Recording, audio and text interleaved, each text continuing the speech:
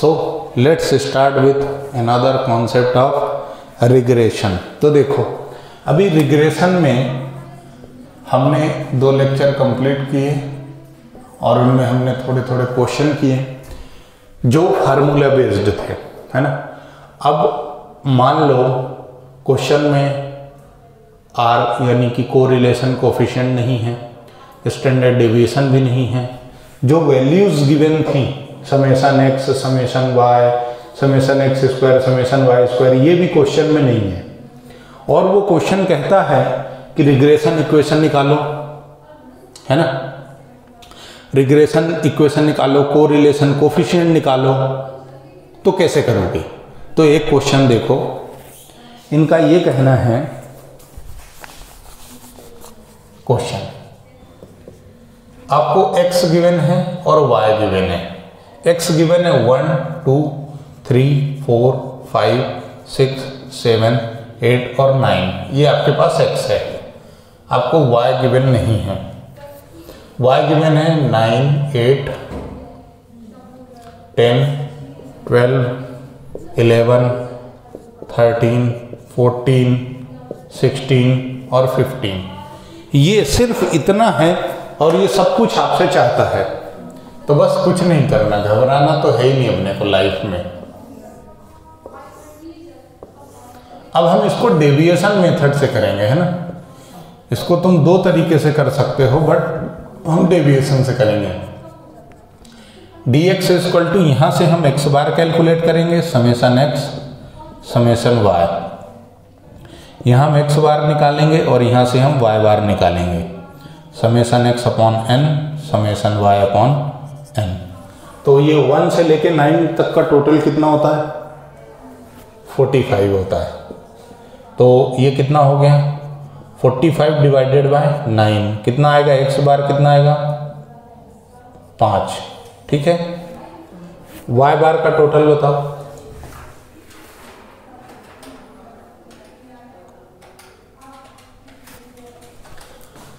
दिन 1 2 3 4 5 6 7 108। तो ये हुआ समेशन y 108 डिवाइडेड बाय 9 कितना आएगा? 12 आएगा क्या?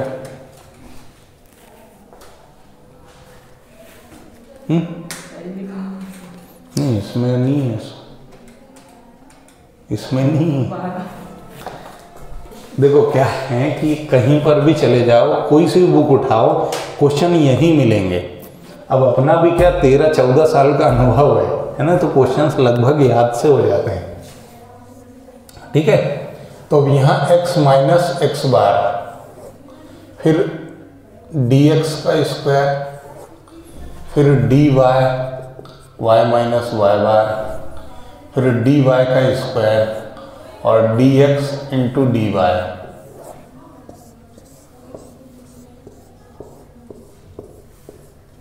ठीक है। चल देख, तो 1 माइनस 5 इज इक्वल टू -4 -3 -2 -1 0 +1 +2 +3 +4 समेशन dx। तो क्या हो गया आपका 0, तो जितना माइनस में उतना ही प्लस में है। यहाँ पर क्या होगा? dx square 16 9 6 1 0 1 4 9 16। तो समेशन dx स्क्वायर कितना हुआ ये बताओ। जैसे कि y की जो वैल्यू है 8 पे 16 है, और +3 थोड़ी ना होगा।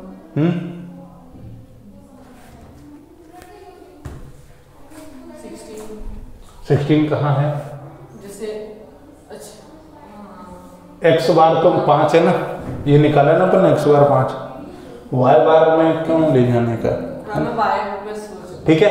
x का काम कंप्लीट हो गया, अब y पे आओ। y में क्या करोगे? 9 माइनस 12, तो ये कितना आएगा? -3, है ना। ये -4 -2 0 -1 +1 +2 +4 +3। ठीक है।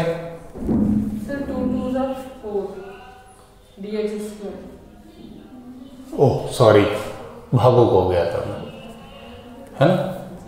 इसका स्क्वायर कितना होगा? 9 16 4 0 1 1 4 16 और 9 है ना। समेशन डी वाई तो अपना क्या है 0। समेशन डी वाई स्क्वायर कितना आया 25 और 5 30 1 31 62 कि 60 25 4 29 29 और 30 7 60 ये भी 60 सेम है। अब इसका मल्टीप्लाई यहां करना है मतलब ये दोनों का dx इंटू डी वाई करना है ना। तो -4 इंटू -3 प्लस का 12 माइनस ये भी 12 ये माइनस और ये माइनस प्लस का 4 ये माइनस और ये 0 फिर ये 0 फिर ये प्लस का 1 प्लस का 4 प्लस का 12 प्लस का 12। तो summation dx into D Y कितना है ये बताओ। 12 12 24 24 48 48 और 4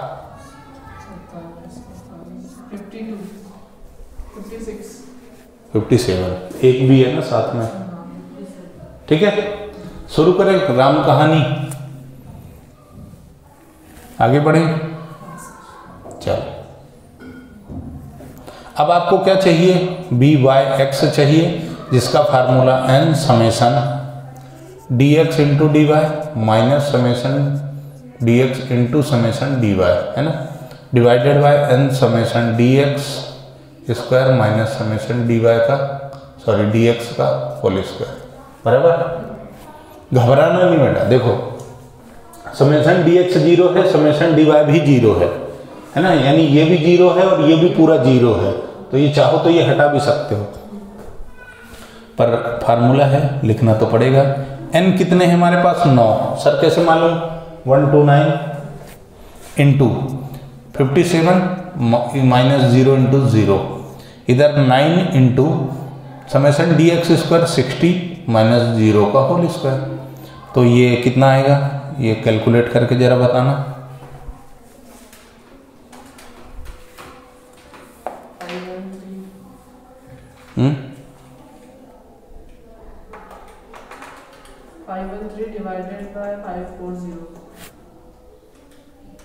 एक काम करें क्या ये 9 से 9 काट देते क्योंकि इधर तो पूरा 0 है पर ऐसा देखेंगे तो वीडियो देखने वाले को लगेगा कि ये सर ने क्या पढ़ा दिया है ना। तो इसको अपन ऐसे लिखते हैं 9 इंटू 57 डिवाइडेड बाय 9 इंटू 60 है ना। तो ये तो सब 0 है अब 9 से 9 कट गया अब कितना आएगा 0.95 है ना। यानी कि बी वाई एक्स हमारे पास कितना आ गया 0.95। ठीक अब क्या निकालना है b x y n summation D x into D Y minus summation D x into summation D Y divided by n summation D Y का square minus summation D Y का होल स्क्वायर। ये दोनों 0 हैं इसलिए हटा दो क्योंकि 0 हैं ये। तो बी एक्स वाई का फार्मूला डायरेक्ट क्या बनेगा n से n भी कट गया तो summation D x into D Y divided by summation D Y का स्क्वायर। मतलब यदि ये दोनों 0 हों तो आप ये रामायण मत करो सीधा ये काम करो है ना। तो रखो कितना आएगा 57 डिवाइडेड बाय 60.95 सेम आएगा क्योंकि समेशन डी वाई भी 60 ही है बाय डिफॉल्ट इस क्वेश्चन में 0.95। अब इसमें से कोरिलेशन कोफिशिएंट का फार्मूला मैंने आपको क्या बताया था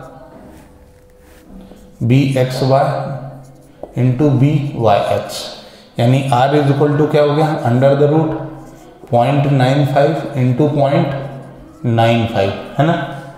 यानी कि r इज इक्वल टू क्या गया 0.95।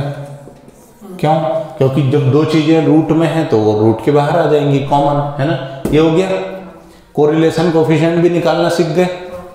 अब 2 रिग्रेशन इक्वेशंस चाहिए अपने को है ना और तो कुछ करना नहीं है बस यहाँ से मैं टुकड़ा कर देता हूँ। ये है regression equation y on x और ये है regression equation x on y। इसका फार्मूला बताओ y minus Y bar is equal to B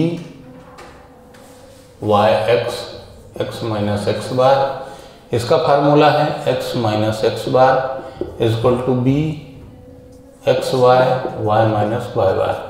ठीक है, ये ध्यान रखना कि जो यहाँ पर आएगा वही भी y लास्ट में आएगा।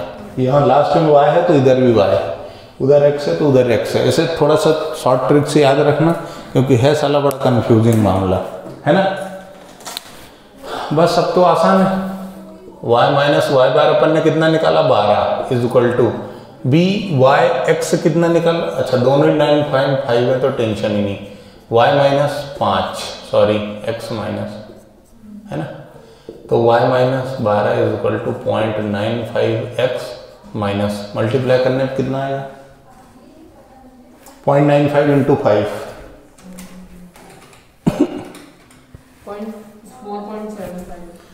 4.75, तो y equal to 0.95x minus 4.75, ये इधर आके प्लस, तो y equal to 0.95x plus कितना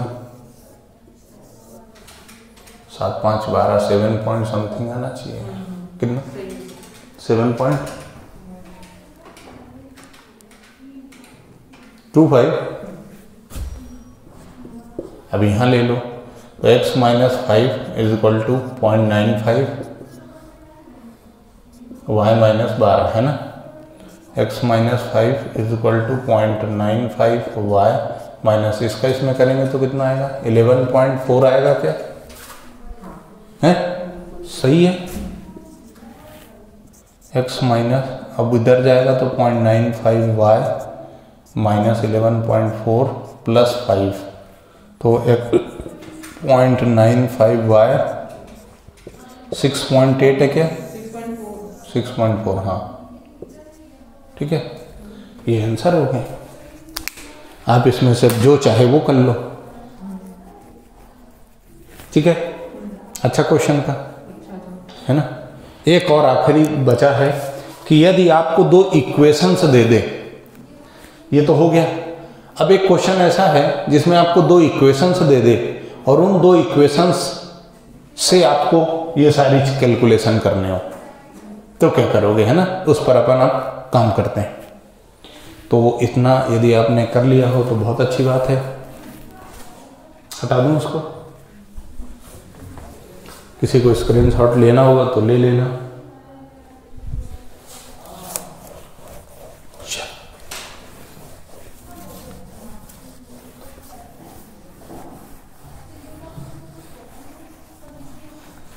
मिलेंगे हम किस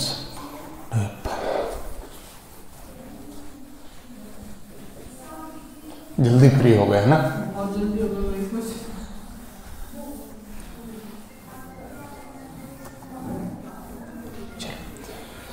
संडे का दिन है, कोई मुझे बहुत ज़बरदस्त याद कर रहा है, बार बार फ़ोन लगा रहा है, ठीक है लगाने दो। हाँ, अब अपन आगे बढ़ते हैं।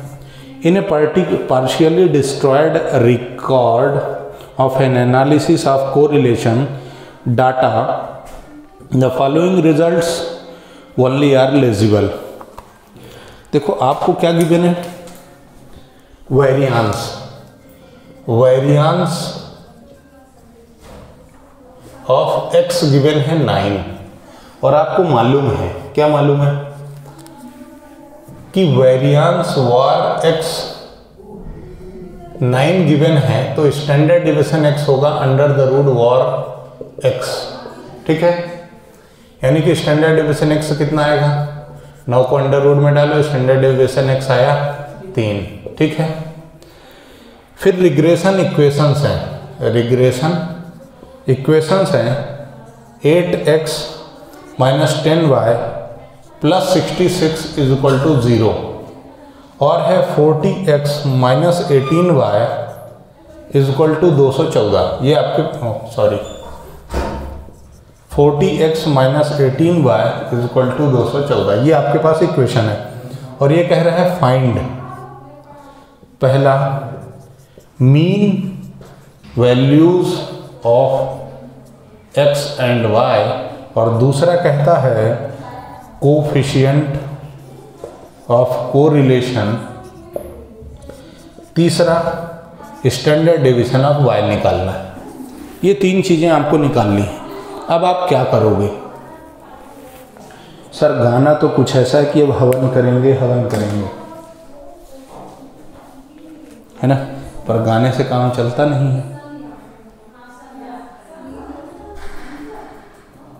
10:40, दैट्स ग्रेट।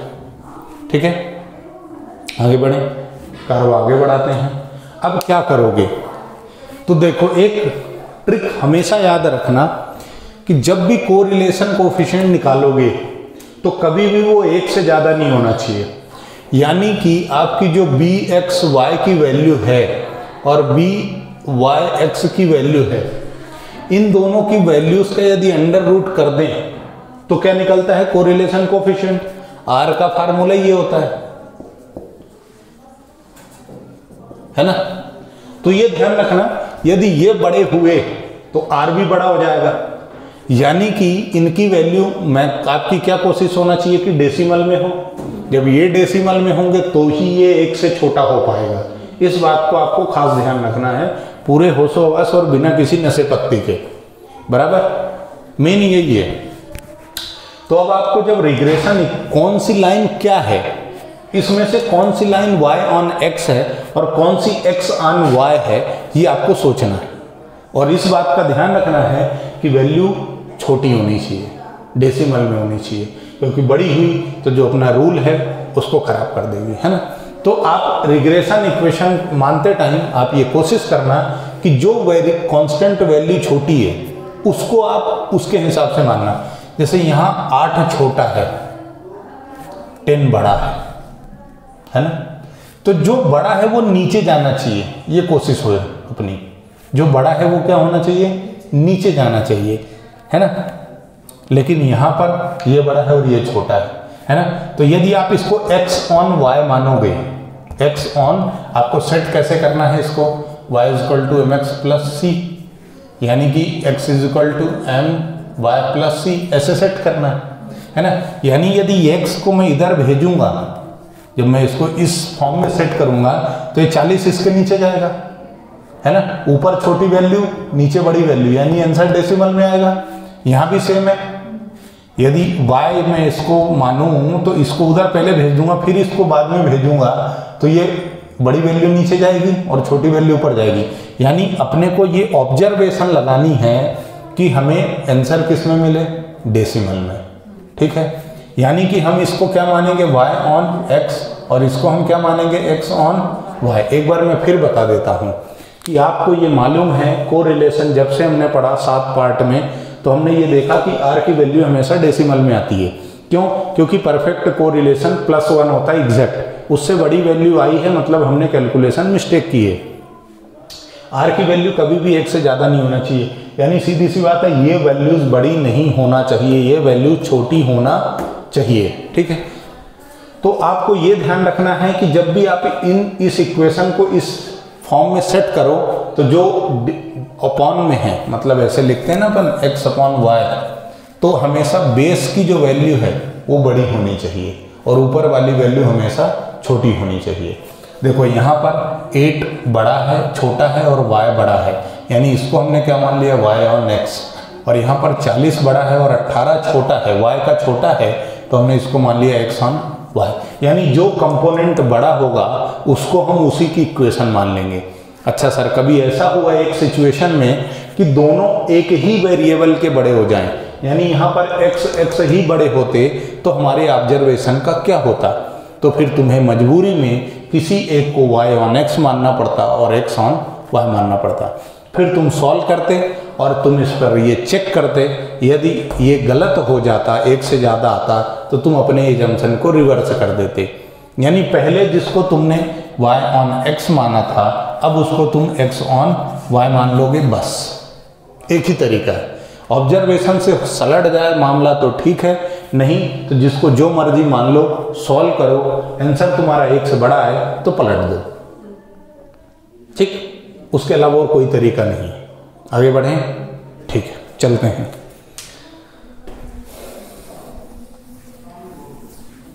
देखो,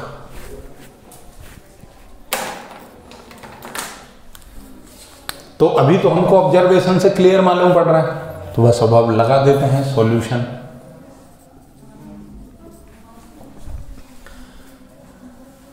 अच्छा, इन इक्वेशंस को सॉल्व करना है ना अपने को। क्यों, क्या पूछा है उसने? मीन वैल्यू निकालो। मीन वैल्यू निकालो ना। मीन वैल्यू मतलब एक्स वाई और वाई बार। मीन वैल्यू मतलब एक्स बार और वाई बार। और मीन वैल्यू के लिए आपको बिल्कुल वही फंडा लगाना है। ये 66 है तो इसको उधर भेजोगे तो -66 होगा, और ये 40x - 18y is equal to 214। अब यहाँ पर आपने जो 10th क्लास में इक्वेशन, क्वाड्रेटिक इक्वेशन में फंडे सीखे होंगे x और y का कैलकुलेशन के लिए, वही लगेंगे। तो अब क्या करें? एक वैल्यू को एलिमिनेट करना पड़ेगा, एलिमिनेशन मेथड। तो किसी एक में एक ऐसी वैल्यू का मल्टीप्लाई कर दो कि दोनों ये कैंसल हो जाएं। भाई कोई ऐसी वैल्यू नहीं है जिसमें 10 का गुणा करो तो वो 18 बन जाए, या कोई ऐसी वैल्यू नहीं है जिसमें 18 में गुणा करो तो 10 बन जाए। तो तरीका क्या बचता है? x को डिस्टर्ब करना है। x को डिस्टर्ब करने के लिए आपको क्या चाहिए कि ये 40 हो जाए। भाई ये तो 40, ये 8 तो हो नहीं सकता, क्योंकि मल्टीप्लाई करना है, डिवाइड करना नहीं है। तो ये 40 हो जाए, इसके लिए हमें क्या चाहिए? 5, है ना। तो ये पहली इक्वेशन, ये दूसरी इक्वेशन, और यहाँ हम लिखेंगे मल्टीप्लाई 5 इन इक्वेशन 1। ठीक है, यही है ना क्वाड्रेटिक इक्वेशन का फंडा। क्या है कि मैं मैथमेटिक्स अपने को थोड़ा सा अपना स्ट्रॉन्ग है ना, इसलिए देखा। तो मल्टीप्लाई कर दो, 5 का इसमें मल्टीप्लाई कर दो पूरी इक्वेशन में, तो क्या होगा? 40x - 50y is equal to minus, ये माइनस है, कितना होगा? 330। मुझे ऐसा लगता है ये 40, इसको एज इट इज लिख दो। देखो अब इनके साइन चेंज करो, जो प्लस का है वो माइनस का होगा और जो माइनस का है वो प्लस का होगा। ये कट गया, ये क्या बचा? 32y is equal to minus का, है ना। 32 माइनस का इज इक्वल टू, ये दोनों माइनस के हैं तो कितना होगा? 544 होगा क्या? सही है। ये माइनस और ये माइनस कैंसल होके y is equal to 544 divided by 32, तो y इज इक्वल टू क्या गया? 17। ये y बार है। ठीक है, अब y बार आ गया, किसी भी एक इक्वेशन में y की वैल्यू रख दो तो आंसर आ जाएगा, है ना। Put y is equal to 17 in equation, पहली में रख दो, दूसरी में पहली में ही रख देता हूं। तो 8x - 10 into 17 is equal to minus का 66, है ना।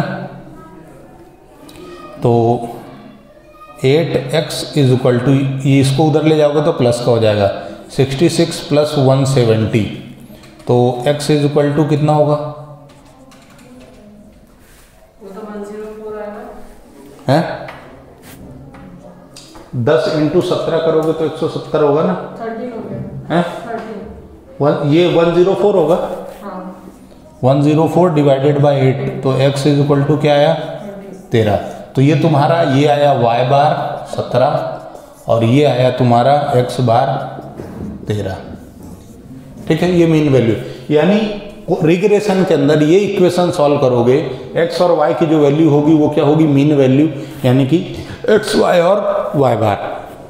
अब अपने को क्या चाहिए? Correlation coefficient. कोरिलेशन कोफिशिएंट निकालने के लिए क्या तरीका है? कोई तरीका नहीं है। कोई तरीका कैसे नहीं है? यहां मैंने तुमको बता दिया ना, इसको तुम इस फॉर्म में अरेंज कर दो। भाई ये b/x और bxy है, ठीक है ना, तो बस कर दो। y on x कौन सी मानी अपन ने? 8x - 10y + 66 is equal to 0। इसको इस फॉर्म में अरेंज कर दो तो क्या होगा? -10y इज इक्वल टू, ये उधर जाएंगे तो -8x और -66, है ना, है ना, उधर जाके अब यहाँ से माइनस कॉमन ले लो और ये माइनस, तो कैंसिल हो जाएंगे दो ही साइड से। तो यहाँ बचा 10y is equal to 8x + 66, और y इज इक्वल टू आया 8/10 x प्लस 66/10। मेरे को ये बताओ कि ये इस इक्वेशन में गया कि नहीं गया?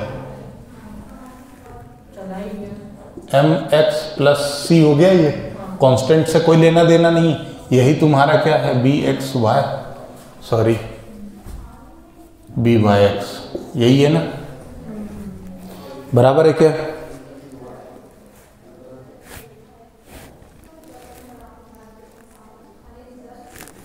byx है ये कि bxy है?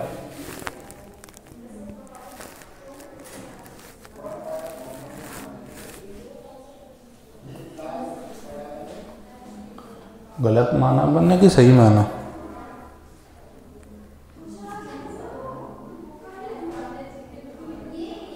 नहीं, बनने सही माना है, ठीक है, डन। ये क्या है byx। अब दूसरी वाली इक्वेशन को x ऑन y मानो, तो क्या है 40x minus 18y is equal to 214। अब इसको 40x इज इक्वल टू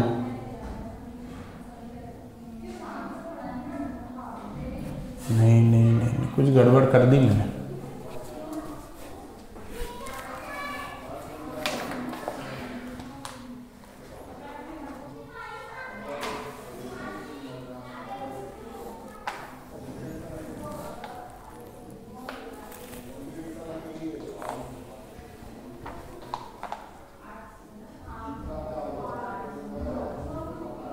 नहीं, सही है, सही है, सही है, सही है। तो इसको उधर भेजोगे तो क्या होगा 18y माइनस का तो प्लस का होगा, प्लस 214 है ना, तो x इज इक्वल टू क्या आ गया 18/40y प्लस 214 है ना। तो बस ये उस इक्वेशन में बदल गया, तो ये क्या हो गया bxy 18/14। देखो कितना, सॉरी ये कितना आएगा 8/10, यानी कि ये कितना है 0.8, और ये कितना होगा 0.045। ठीक। अब तुम्हें यदि r कैलकुलेट करना है तो अंडर रूट कर दो, 0.45 इंटू 0.8, आंसर कितना है बताओ?